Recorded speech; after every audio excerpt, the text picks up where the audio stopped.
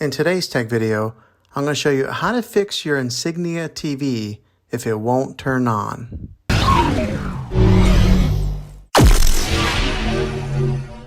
I will show you a couple different methods to try and fix this problem to avoid any costly repairs or buying a new TV.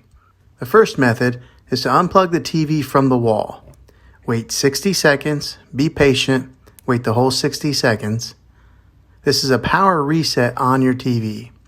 Then plug it back in and try turning it back on. If this doesn't fix the problem, then try unplugging it from the wall again and hold on the power button for 15 seconds. This will drain all the remaining power from the TV. And then wait another 10 seconds before plugging it back in. Then plug it back in and turn the power on the TV switch itself, not the remote control. If this doesn't work, then another trick would be to try plugging the TV in a different wall outlet, just to make sure that there isn't anything wrong with the power going to the current outlet that your TV is plugged into. Well, hopefully one of these methods worked. If not, I'll put a link in the description down below for a TV that I recommend.